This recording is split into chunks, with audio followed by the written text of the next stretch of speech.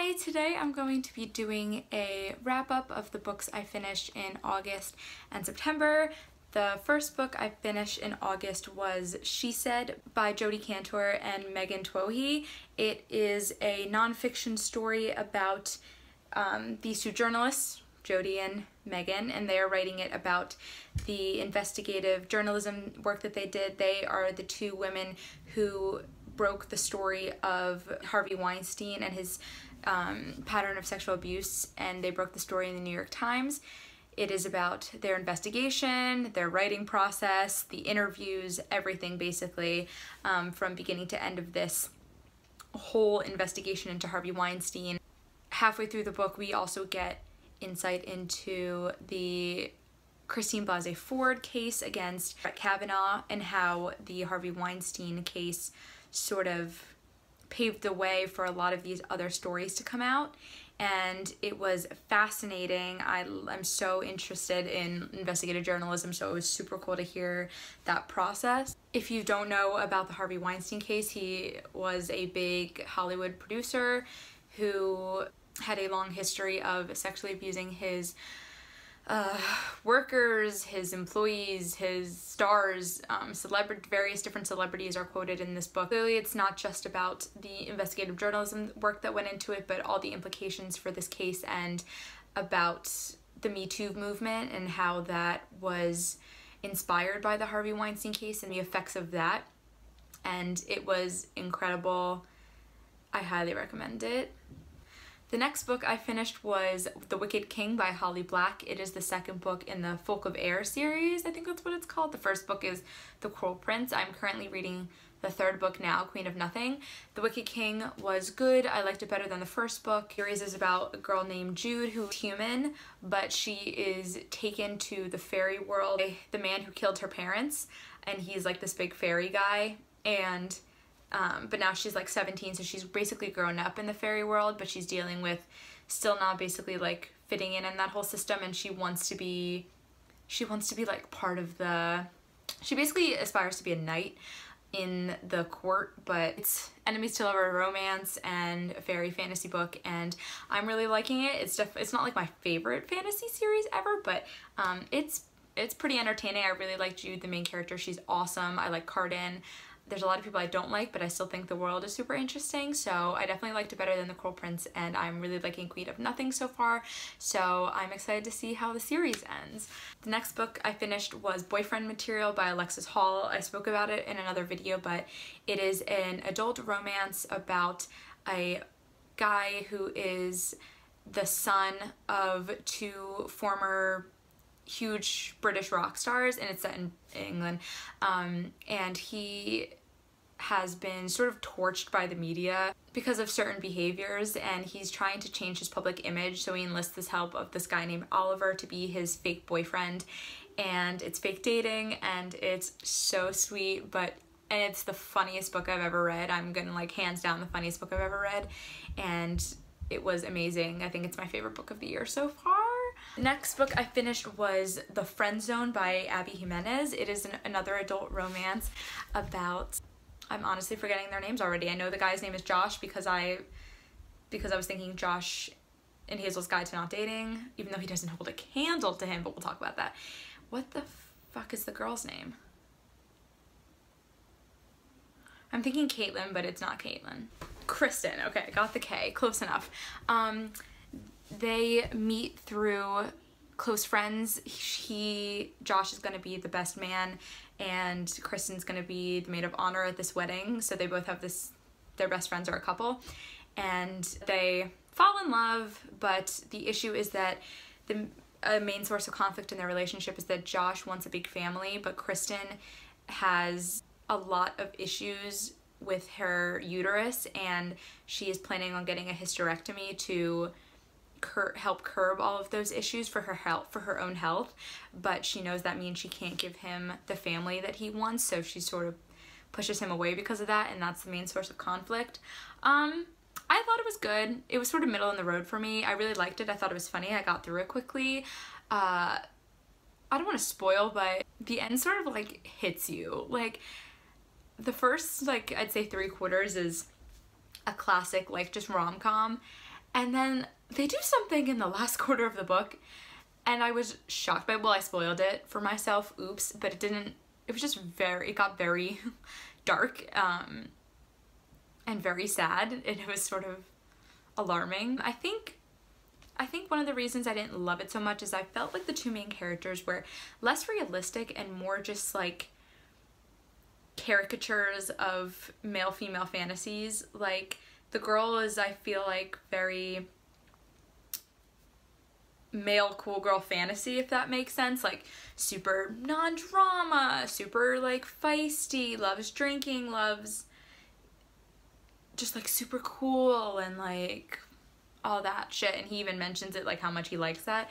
And Josh is very like tough and protective and lumberjacky and all that, and it's not like I don't like protective guys, he just wasn't my type. Like, he was very very yee. I've never read that before in a book, honestly, and I think I was comparing him to Josh from Josh and Hazel's Guide to Not Dating, who's my favorite male character in like a adult rom-com. So he just did not hold a candle to him, and he was very like into hunting and very like rough and tumble, which I'm not used to reading, and I honestly just think it's because it's not really my type. So maybe that was it. I just didn't really like love either of them that much because they didn't really feel that real to me. They sort of just felt like these two fantasy type characters. But it was still really funny and super cute and steamy, so I really liked it. It just wasn't like on the tier of boyfriend material or Josh and Hazel's Guide to Not Dating. Next book I finished was Blood and Honey by Shelby Mahurin. This is the second book in the Serpent and Dove series, which is about a witch and a witch hunter who, due to circumstances, have to get married, and it's enemies to lovers and fantasy and magic and witchy, and it's fantastic. I have a whole video. My last video was a whole more in-depth review. Welcome back to me screaming. So if you want to see that, go watch it. It was a really good book. I liked it. I thought it was a good sequel, and I'm excited for the third one. The next book I finished, I've also talked about a lot, and that is White Rage by Carol Anderson. It is a nonfiction book about what it says, white rage and white reaction to a lot of Black advancement throughout American history. It starts post-Civil War Reconstruction, then it goes to the Great Migration, then Brown versus Board. Am I missing something? No, Brown versus Board, then the Civil Rights Movement, and then the election of Barack Obama. And it goes through each of those chunks of history, it goes through a lot of the backlash against those movements and how basically a good sum of the progress was made basically obsolete due to white people trying to basically regress, and it worked, and it was infuriating. It was eye-opening, and it was amazing, and if I become a high school history teacher, this is going on my required reading list. I think everyone should read it. In my personal opinion, it's a must-read. It was very good. The next book I read was Heartstopper by Alice Oseman. This is a YA graphic novel. It is a male-male romance about a boy named Charlie and a boy named Nick. Charlie is out of the closet and Nick is struggling with his sexuality after he meets Charlie and starts developing feelings for him. It is I think it's a pretty big series. I think there's going to be a lot more books. I've only read this. What happened to the lighting? I've only read this installment, but I plan on reading others. It was just so cute and heartwarming. I loved it. I thought the art was adorable, and I've heard a lot of great things about the other volumes, so I can't wait to read them. If I can find them anywhere, because the libraries doesn't have them, I'll find a way to read them. The last book I finished in September was Gone Girl by Gillian Flynn. This is the first Gillian Flynn book I've ever read, and it did not disappoint. I don't know why it's taken me so long to read these books, but I already have Sharp Objects on hold at the library, so I can't wait to read that. But Gone Girl is an adult thriller about a married couple whose relationship is insane, is about sort of the disintegration of their marriage, but more about the mystery of the wife going missing. Husband's name is Nick, and on the day of their 5th-year wedding anniversary, he comes home to find that his wife, Amy, has gone missing. What I found kind of interesting, an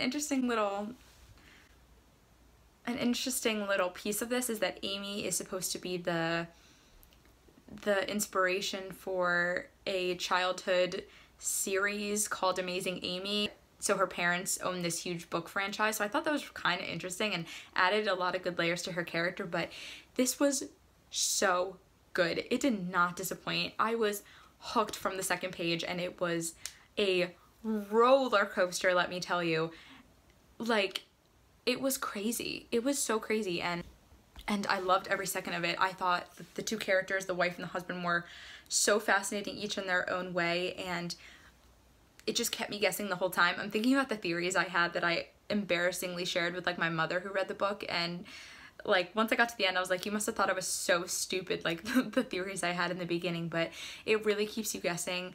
It is so eerie and dark and thought-provoking in the best way. It's not like spoopy, it's more like psychological. You're like, ooh, and it's very character driven because you're really getting into the minds of the wife and the husband and trying to figure out how they got to this point and what happened to Amy, and it is so good. I watched the movie after, like literally the day after I finished the book, and it was good. It wasn't as good as the book, but it was really good. Ben Affleck's in it. Neil Patrick Harris was in it. He plays another character from the book, and the whole time I was reading the book I was just picturing Neil Patrick Harris because I knew that he played him in the movie. I'm not a huge Ben Affleck fan, but he really did the role well. It was like perfectly casted. Like, I really, how I pictured them in the book was how they were in the movie. It was like, it was all-star casting. Cannot wait to pick up her other books, Sharp Objects and Dark Places. So that is all the books that I read in August and September. I am currently reading Queen of Nothing, the last book in the Folklore series. I am reading Get a Life, Chloe Brown by Talia Hibbert, and I am about to start reading Sharp Places by Gillian Flynn. So I think it's Gillian. Is it Gillian? I don't know. Anyway, thanks for watching. Bye!